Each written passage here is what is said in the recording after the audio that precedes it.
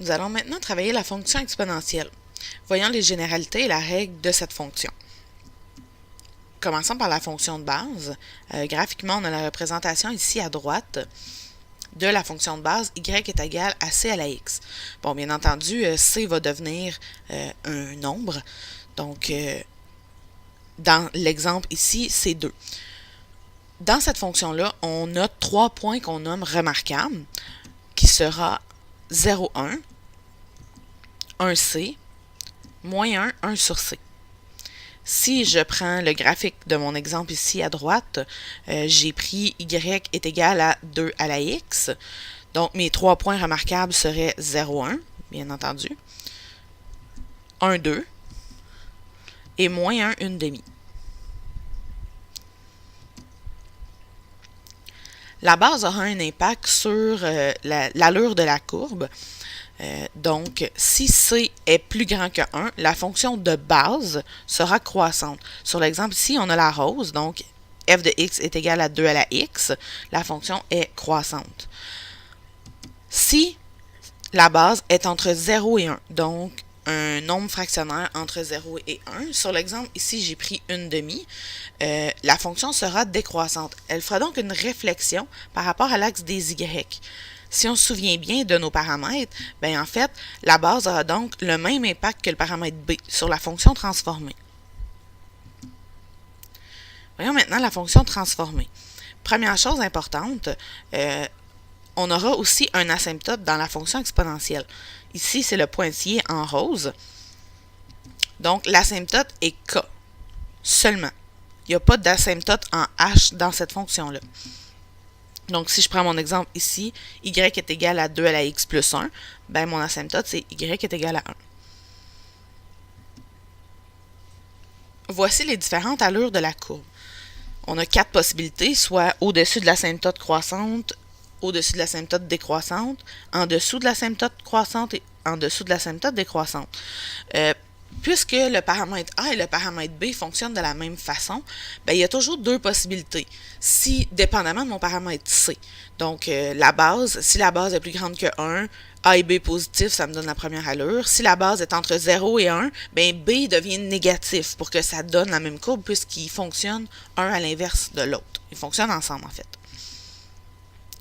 Maintenant, la partie importante est de déterminer l'équation de la courbe à partir de 2 points.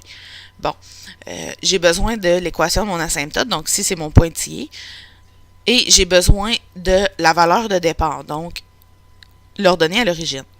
Première étape, déterminer la valeur du paramètre k à l'aide de l'asymptote. Donc on voit ici que notre pointillé est sur y est égal à 3, donc k est égal à 3. Deuxième étape, fixer h à 0 et b à 1. Pourquoi on fait ça? Parce que si je me retrouve avec a, b, h, k, que j'ai k que j'ai trouvé, j'ai pas le h, j'ai pas la base c, j'ai pas a, ça me fait trop d'inconnus. Donc, en fixant h à 0 et b à 1, les 2 paramètres, si on les mettait dans la fonction, auraient un impact sur la base. Donc, puisque je les fixe comme ça, la base va être différente que si mes paramètres avaient été là. Donc, on peut faire ça. Ensuite, bon, ici, ça a l'air un peu complexe. Puisque j'ai mis h à 0 et b à 1, si on se souvient bien, on a parlé des 3 points remarquables au début, on avait le point 0, 1. Mon point 0, 1, quand il passe pour se transformer, je ne sais pas si vous vous souvenez de la formule x sur b plus h, ay plus k.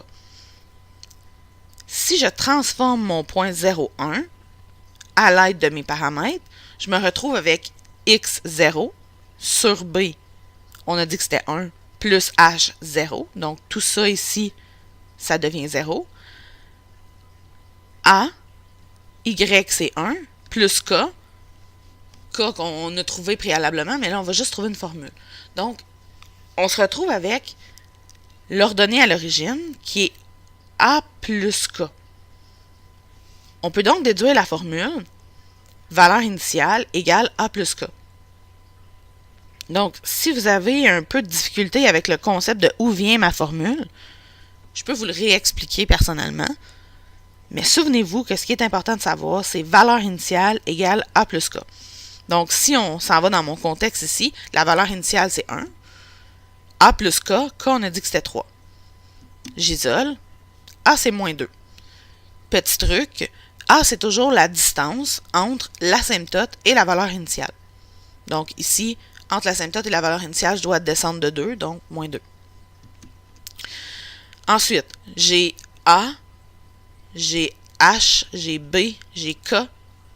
Il manque C. J'ai toujours pas ma base.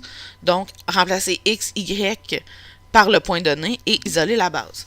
Donc, on avait trouvé que A, c'était moins 2, que K, c'était 3. Si je remplace mes points, mon point moins 1, voilà. Et ensuite, j'isole C. Donc, mon plus 3 va faire moins 3 pour moins 4. Mon moins 2 multiplie ma base, donc il va aller diviser. Important, si j'envoie l'autre côté, c'est pas mon exposant en premier, c'est vraiment mon moins 2.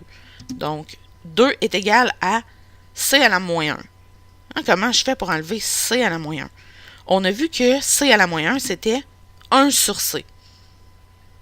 Et ensuite, mon C divise, je l'envoie de l'autre côté multiplié. Mon 2 va multiplier, je vais l'envoyer de l'autre côté divisé pour C égale 1/2. Réponse finale, Y est égal à moins 2, 1/2 à la X, plus 3.